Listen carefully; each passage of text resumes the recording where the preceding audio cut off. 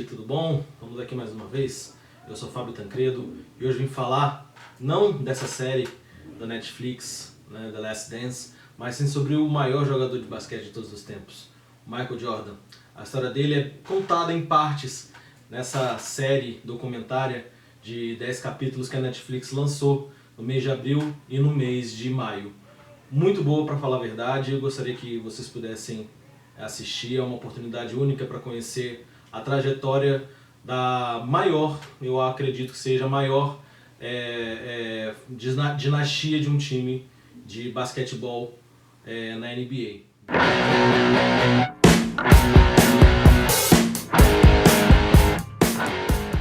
Inicialmente, falando do documentário, como disse, uma série de 10 episódios, conta a trajetória do Michael Jordan desde que ele foi draftado pelos Bulls em 84, se eu não me engano, até sua segunda despedida do time, que foi em 1998, após o segundo tricampeonato do time, né? Só que ela vai muito além, né, do Michael Jordan, a série. Ela conta também a história de alguns companheiros que ele teve nessa trajetória pelo Bulls, como Scott Pippen, Dennis Rodman, Steve Kerr, o como eles ajudaram o Michael Jordan a ir longe, né? Porque no basquete, como a gente sabe, no esporte coletivo ninguém consegue chegar sozinho aos seus objetivos, precisa de um conjunto, não é isso? E aí que tá, é muito legal a gente ver um documentário desse com um olhar jornalístico muito bem aguçado, que busca te mostrar todos os lados, vários lados das histórias, né? Quando a gente olha o Michael Jordan, a gente olha um ídolo apenas pelas partidas de basquete, a gente imagina ele como um cara intocável, sem defeitos, né? Que consegue alcançar aquilo independente de quem está em torno dele e as pessoas que o atrapalham, né? Ele consegue ultrapassar todas elas. E a gente vê que não é bem assim. Com depoimentos de ex-atletas, de companheiros, que Michael Jordan falhava muito, principalmente na sua maneira de agir dentro do vestiário, nos treinos, numa conversa, as dificuldades que ele tinha especificamente no ponto sobre apostas, que ele teve problemas assim, né? Que ele gosta muito de apostar, né? Então é um tema bem abordado ali pelo documentário, e ele consegue exatamente fazer essa linha de quem é o Michael Jordan, um grande jogador que ele é, mas também um ser humano, que é muito legal, que eu acho que, independente de qualquer coisa, a gente é primeiro ser humano, depois que a gente faz as nossas vidas, né? A nossa profissão.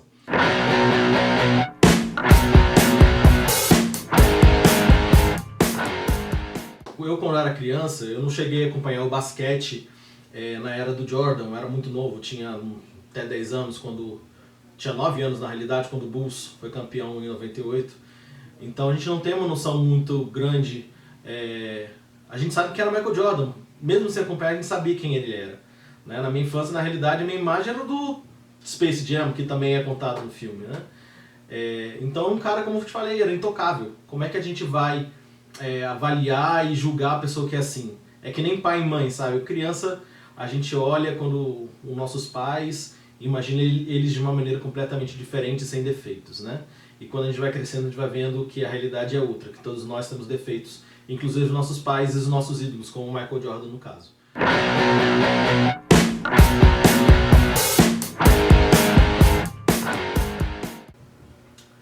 Michael Jordan foi draftado em 84 pelo Chicago Bulls na segunda escolha geral do draft.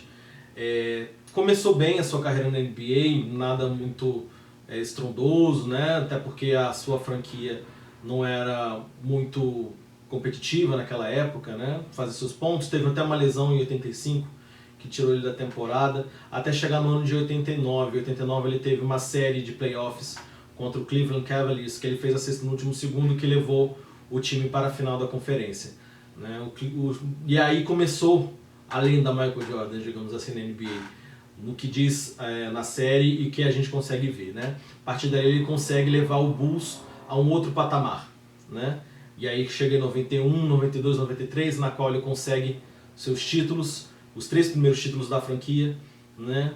Se retira da NBA, se aposenta por um período para jogar beisebol e depois volta a NBA em 96 para poder de novo ganhar outros 3 títulos com o time do Chicago Bulls e se tornar, na minha opinião, a maior franquia de todos os tempos, a maior dinastia de todos os tempos.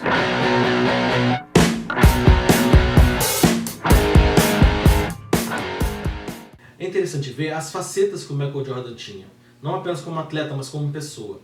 Se você vê o depoimento de pessoas próximas a eles, companheiros de equipe, de familiares, você vê que ele tinha uma ligação muito forte com algumas pessoas, especialmente o pai dele, né? O pai dele sempre acompanhou a carreira do Michael Jordan desde a época de faculdade, antes disso na realidade. E infelizmente, como conta no documentário, o pai dele foi assassinado em 1993.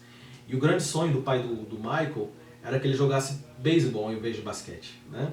E foi até por isso que ele tomou a decisão de largar o basquetebol pela primeira vez e foi jogar beisebol, né? Que muitos até falam, que é até interessante no documentário, muitos até falam que ele não foi um grande jogador, não jogava bem beisebol, né? Mas muitas pessoas falam que ele começou a aperfeiçoar, e é uma característica que o Michael Jordan tem muito grande. Um exemplo claro disso são as rivalidades que ele criou e como ele tirava dessas rivalidades motivação para se tornar um jogador melhor e ser melhor do que aquela pessoa. É muito interessante isso. Você vê, por exemplo, no início da década de 90, o grande rival do Chicago Bulls eram os Bad Boys, o Detroit Pistons, né? Com Isaiah Thomas, Dennis Rodman, que posteriormente foi jogar no Chicago Bulls, na segunda trilogia, né, digamos assim. Era um time que batia muito e tinha até uma regra que era tipo atacar o Jordan, machucar o Jordan, para ele não se destacar tanto, né? E o Jordan pegou aquilo como inspiração, como motivação, que ele precisava derrotá-los, e conseguiu fazendo isso, né? Outra motivação muito interessante foi em 1993, quando a NBA deu o título de MVP da temporada para o Charles Barkley, jogador do Phoenix Suns na época. E o Michael Jordan falou assim: minha motivação é bater o Phoenix Suns, é bater o Charles Barkley, porque ele foi eleito MVP e eu merecia ser eleito MVP. Como eu disse, o Michael Jordan ele foi pro beisebol na temporada de 94, e depois que ele voltou pro basquete, ele trocou de número 45, né?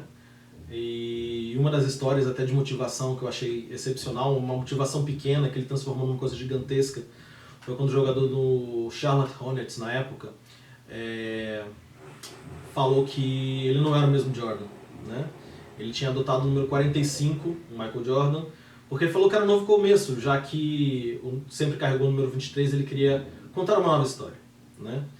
E aí esse jogador, que eu não vou recordar o nome do Charlotte, falou que o Jordan não era o mesmo cara, que o 45 não era 23, foi essa expressão utilizada. E aí o Michael Jordan, o que ele fez? Ele foi no jogo seguinte, ele voltou com o número 23. E aí ele acabou com o jogo. Ou seja, ele pegou uma história de motivação, uma coisa contra ele, transformou numa coisa positiva e se tornou o melhor naquele jogo e, é claro, o melhor na história.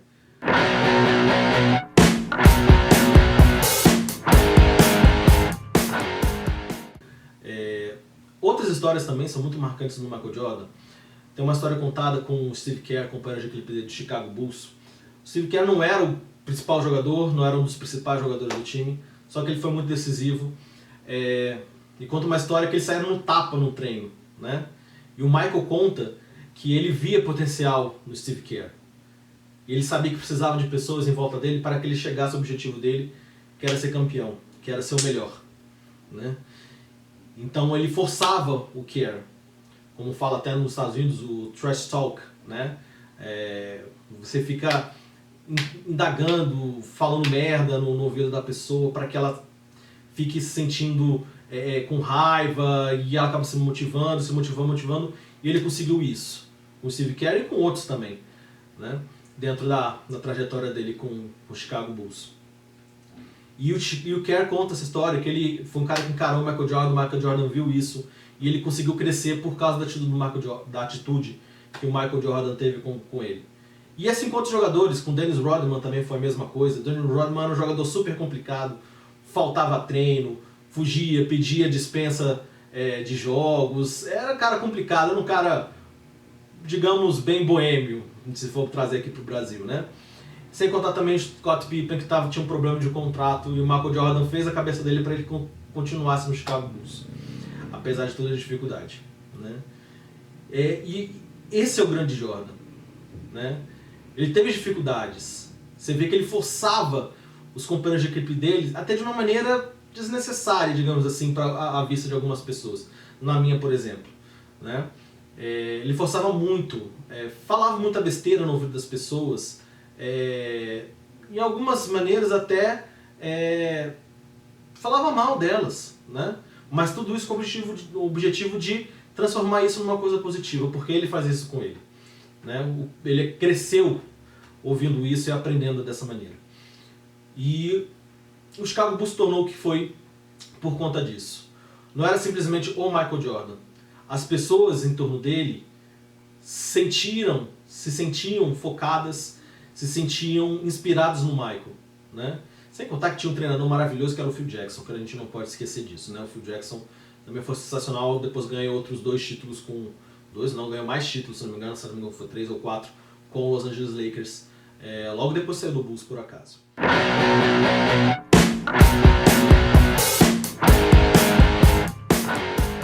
O Michael Jordan teve seus problemas como todas as pessoas têm. É um cara excepcional e focado no que ele gosta de fazer.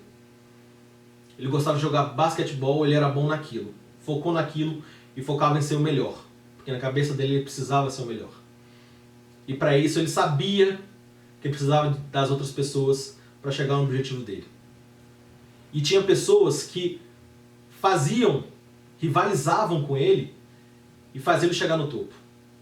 Eu acho que isso o transforma no melhor. Porque, na minha opinião, ele teve rivais com mais condições de ser grande do que os atuais, por exemplo. Porque muita gente hoje em dia faz até uma comparação entre ele e LeBron James, que na minha opinião é até injusta, né?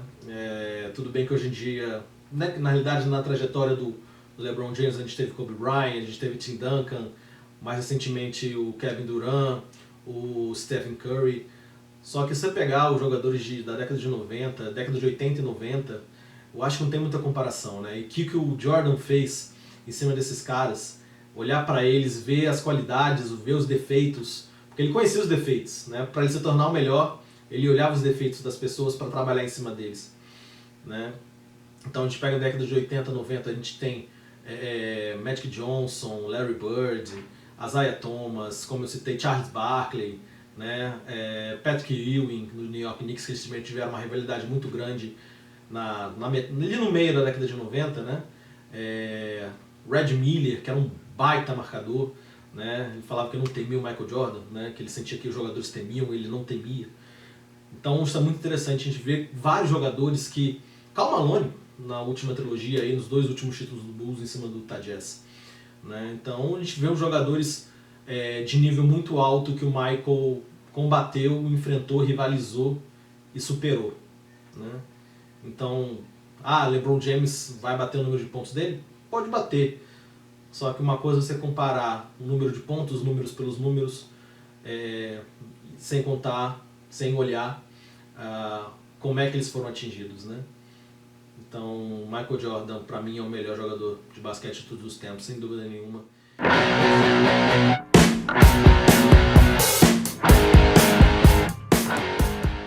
Então, olhar para o Michael Jordan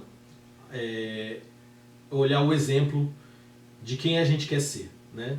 Ele foi no basquete não apenas um grande jogador de basquete, mas um puta atleta e uma grande pessoa, digamos assim, porque olhando para ele e levando para nossa vida é a gente olhar no que a gente é bom e trabalhar para que a gente possa ser o melhor. Talvez a gente não consiga ser o melhor, mas a gente vai chegar muito próximo e vai ser o melhor que a gente pode ser, né? Então esse é o Michael Jordan, o melhor jogador de basquete de sempre. Aconselho muito a vocês verem essa série, uma série documentário muito bem contada, da maior dinastia que o basquete já viu. Valeu a todos por assistirem. Esse é o primeiro de muitos, espero, que eu faça aqui para vocês, falando de grandes esportistas, falando de esporte, que é a coisa que eu amo. E vamos em frente. Vem com Deus. A gente se vê por aí.